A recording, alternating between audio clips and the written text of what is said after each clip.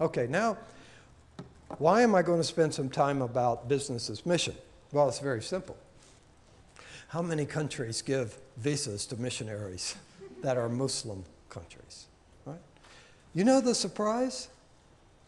One of the biggest Muslim countries in the world will give a visa to missionaries, and it just happens to be the most fundamentalist, and its name is Pakistan. Missionary visas. If you want to go with SIM to Pakistan, we'll get you a visa. Right now, we'll get you a visa. So how it is this is a thing way back from independence in the 40s, that they had a slot for missionaries. Our mission was there since the late 50s. So we got slots that were preserved over the years because we don't have as many people as the slots that we had when all this was going. And so actual missionary visas in Pakistan. Now they watch you closely. We've had people kicked out. But we've also had any number of missionaries in Pakistan as missionaries. Okay, so other areas, of course, Philippines. We have been so fortunate. Just personal testimony. We've had a missionary visa our whole career. Because Bangladesh, you couldn't do that today. We don't have any missionaries in Bangladesh today. It's all NGOs. So our mission became an NGO, non-governmental organization. So that is a way of giving witness. It's a way of all the things that we've been into continue. And but in our day, missionary visa. Then we look over to the Philippines, and it's no problem because it's majority Catholic country. So we've always been on the. But I'm a realist, and I look around to most of the Muslim countries, and that day is gone. So let's deal with realities. Now we're talking about tent making, business as mission. Anybody know the name Patrick Lai? All right, good. I'm glad that helps because Patrick is a mover shaker. Okay, we're very, very close friends. He calls me a mentor. And he has written a book now. It's out on what's it called? Tent making or something? Yeah, this tent making that has a subtitle. Taken off Christy Wilson's book, Tent Making. Today's tent maker is Christy Wilson's book, I think. That's way back. Okay, so Patrick Lai's update. Of course, that's not his real name. But anyway, he is now talking about having a center right here at CIU for BAM. And can be an academic, missiological, think tank, and all the rest. So negotiations are going on, and he will probably be missionary in residence from next January to June, right here. Teach some, and mentor people, and be an influence on this campus. And I'm excited about it. Just like Zwemer Institute being here is one of the most exciting things in my life. I mean, I'm really big on Zwemer and being connected to this university that gives it credit as well as everything else that's in this wonderful institution. So now, if it happens, it's all negotiating, that he can come and be the wheeler-dealer that he is. This guy is highly motivated, and he's got contacts everywhere. And he could come and get something with a center, an actual, I mean, right now he goes everywhere and does these seminars, right? So just to tell you that that type of thing is going on. So, and others, I mean, there are any number of books out now on BAM and any number of seminars, and I applaud them all. If they're evangelical, they're trying to get people who can be involved in business and get a legitimate visa, okay, go for it. Now, I have taken basically some of these, most of these ideas from Christy Wilson because they're relevant today. Now, I know Christy, he's with the Lord, and so many years ago he lived, but he wrote the kind of real first book on tent making. Today's tent maker is J. Christy Wilson. A great guy, fantastic. He had the best of both worlds. He was a Pentecost, no, let's start again, delete. He was a Presbyterian charismatic. How's that? Presbyterian for the word and for depth, and charismatic for worship and expression of reality in Christ. So there you go. Now, I'm not telling you all to become Presbyterian charismatics, but anyway, he was. And so Christy has just walked in the Spirit. You're around him 5 minutes, you're praying with him. Whether you liked it or not, you're praying with him. And he was in Afghanistan many, many years. And started all kinds of things in Kabul and blind school, TESOL, all mixed with a king and all kinds of stuff. Okay, so he came up with this book because he was great on tent making because there was not a lot of choices. So let's just look at some of the negative, all right? Then we'll come to the positives. So employment prohibitions on witnessing. Almost inevitably, if you're with a secular employer, then this will be a problem. Now, if you start your own thing, like a school for teaching English, and you're the boss, and you start the school, then you got your freedom, okay? Like my son-in-law is definitely looking into something abroad, because both he and Lindy, our daughter, would love to live overseas and be a witness, but he will be with a very big company at a very high salary, as he's getting right now, so it'll be at even more. So he will definitely have prohibitions in a Muslim, if he goes Muslim, or any context. So you have to be aware that, look for what fits you. Now, I am really big on TESOL. I'm glad to hear a few TESOLites in here. Never used that word before, but because teaching English as second language, we have them in our mission in Bangladesh, and they run a little school, okay? You can then choose your hours, right? And so it just seems to give a lot of freedom for time, okay? So you're not constrained in this area, and if you're running it, you're not restrained on witness. Time limitations for Christian ministry goes along with what I've just been saying. Few learned the local language. This is huge. This is huge. I really believe if you're going to get to a Muslim heart, you've got to get into the local language. I mean, in Bangladesh, there's no way we could have survived without knowing Bengali. So the first 2 years, basically, language study. And it's different in the Philippines, but there it was absolutely imperative. So where's the time? You're going over, it's your cover, but it's also maybe actual money. It depends on, what you're doing. But where's the time to learn the language? We have seen tent makers shot down again and again as far as effective ministry is concerned because of this issue. Languages to learn are hard. And we like to take a divergent path or whatever. So that is an issue that can be very negative. Contracts are short term, so you're only there for a year or two. Now that doesn't have to be. I mean, you could be there an extended time if that works out with the governmental issues. Charge of deception. Oh, I had a good time. Do any of you know the name Kenneth Craig?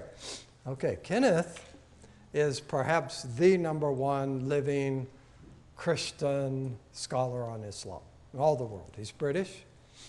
I don't hold that against him much, but he's so great you can't understand anything he writes. Okay, and when I was at Harvard, I'd hear a lecture. I didn't understand anything about that lecture at a special lecture, and I'd see all the other people going up. Oh, congratulations! That was the greatest! Oh my, that was.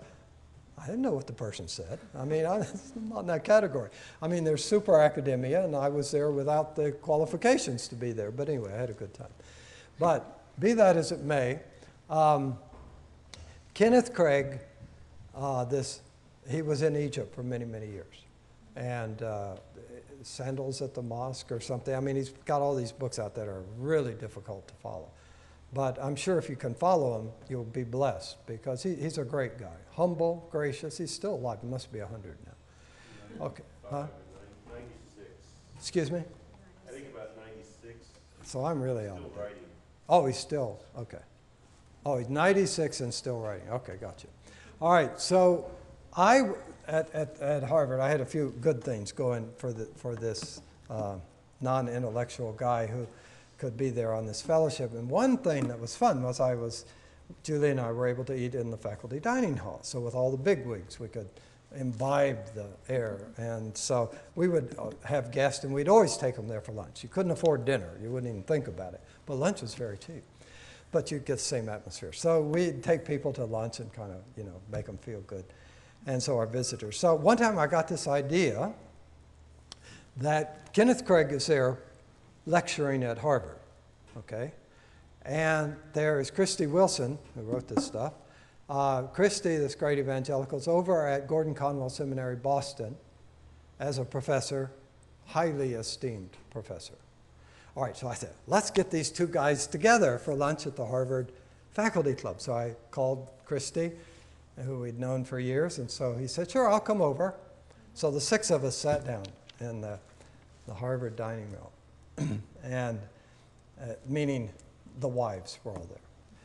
And that was a fun time, but very unique, because these two guys, both, I mean, I would call Craig, you know, if he's not an evangelical, he's a fellow traveler, and you wouldn't know whether he was or not by reading what he writes. But anyway, a nice guy, just so gentle and gracious and kind, and the best of the old school Brits. So he's there, and then Christy he can hold his ground. And so tent making came up, okay? And this issue, deception.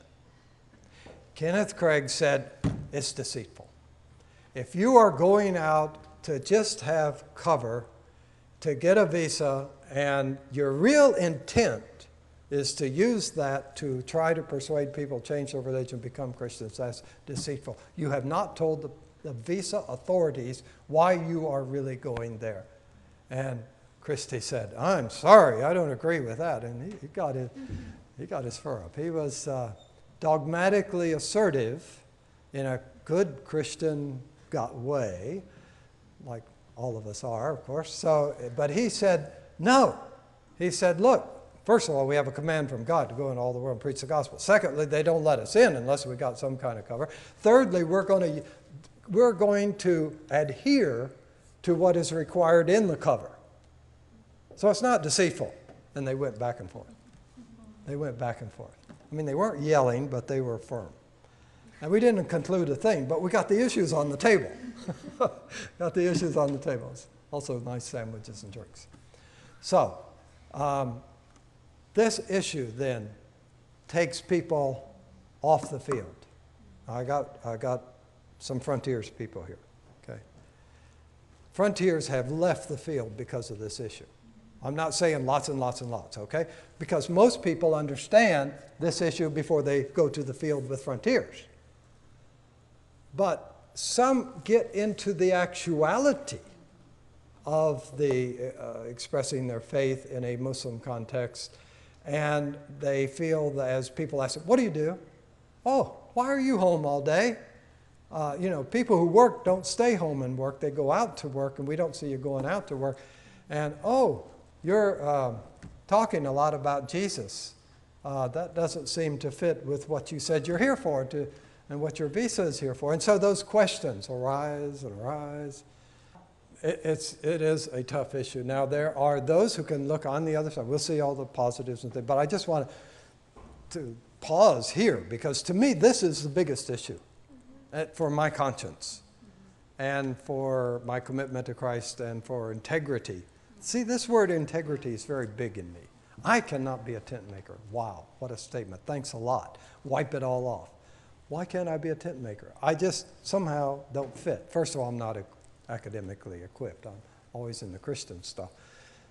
To do that, and there are things on the positive side that will help cover this integrity issue. If you go out and really do your job, you're just like a layperson going out, and you're doing everything they require, and there's no deceit in that side.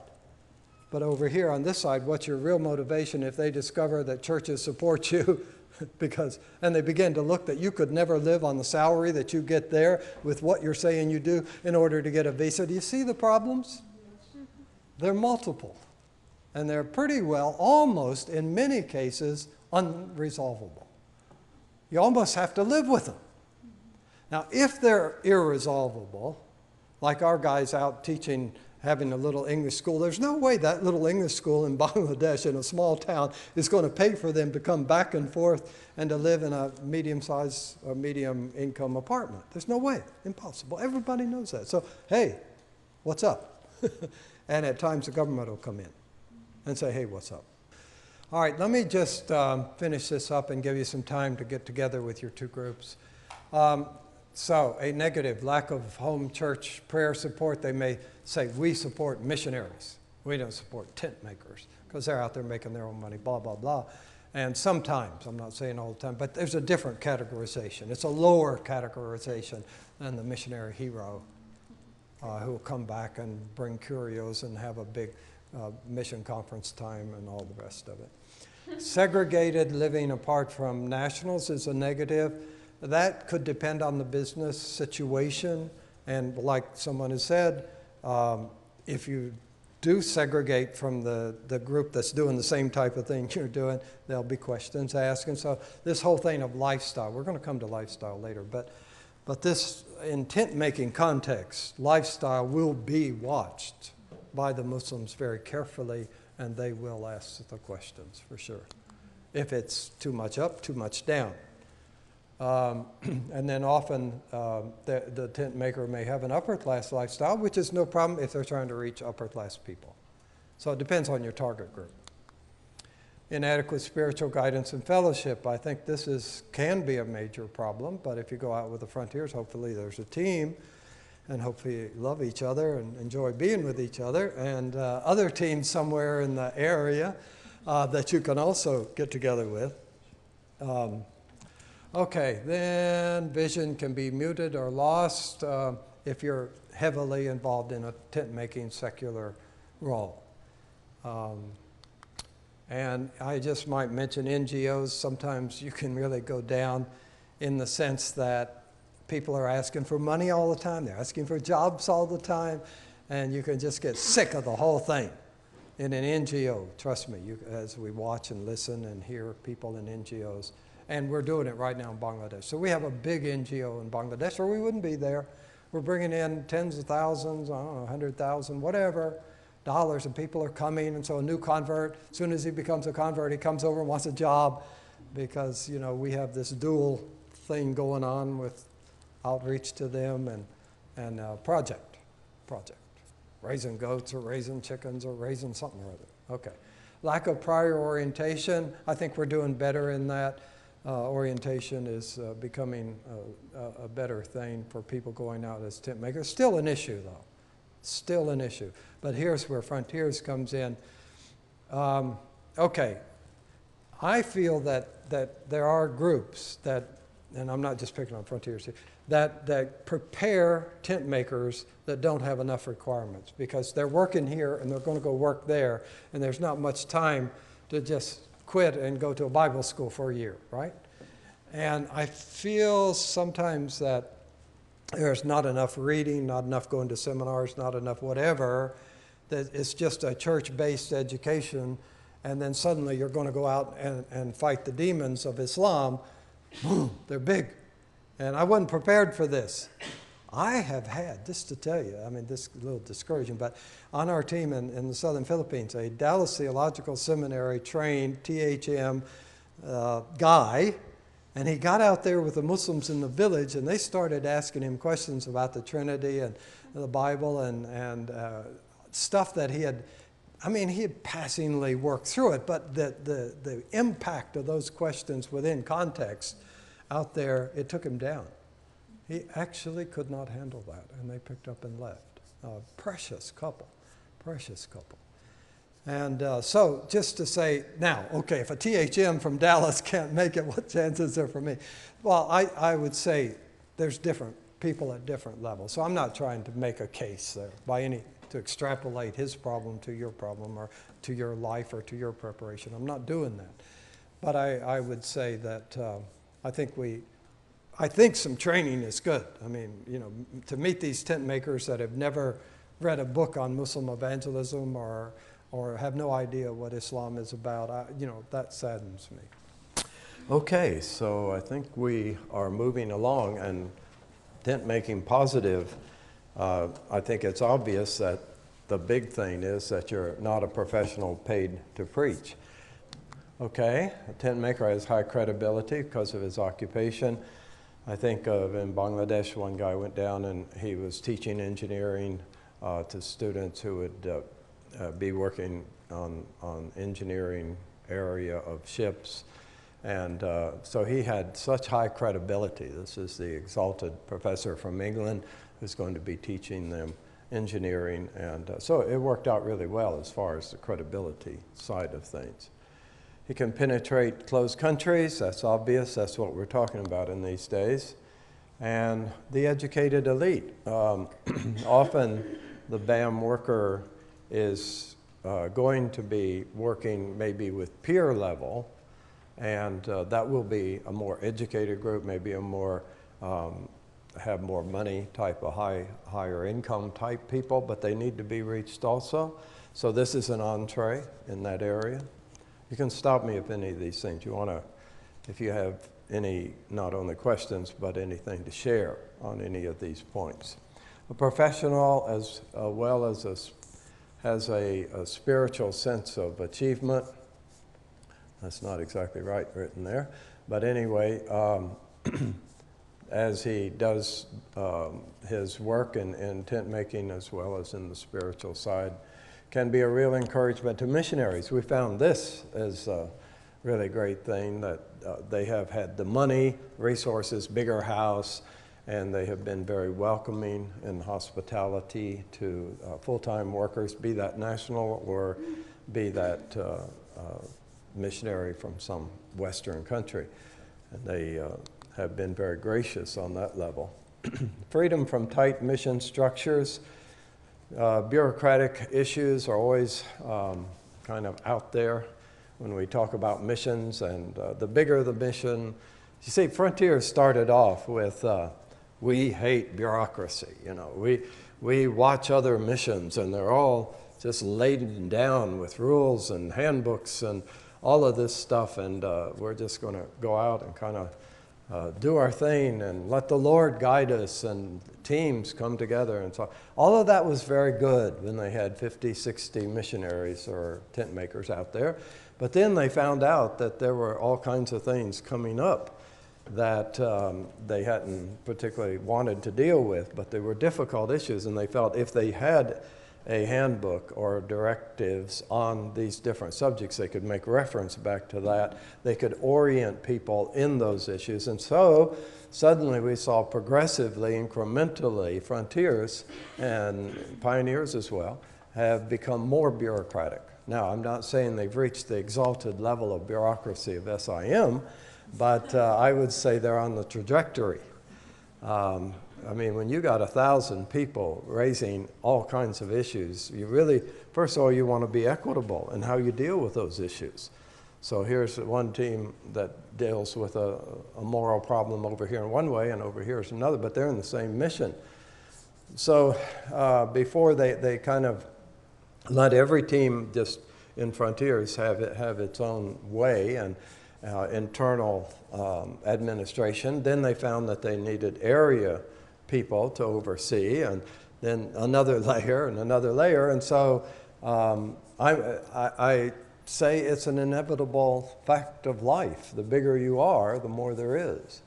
If you want an example of denominational hierarchy and overwhelmingness, it's the Catholic Church, as they have, you know, they're the biggest Christian denomination in the world, and they have layer upon layer upon layer of bureaucracy, which is smothering to many.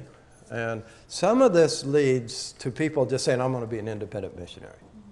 And some of you are church going out with a church related. Now, we might as well bring that issue up. What about those of you who are going out as with a church? There's real pluses with that, in that you cut down on that bureaucracy, you cut down on who you're responsible to. And if it's a really good church sending you out, then there's a deep, intimate camaraderie with a small group of people rather than a massive group of people. They're taking financial responsibility for you. That's all good.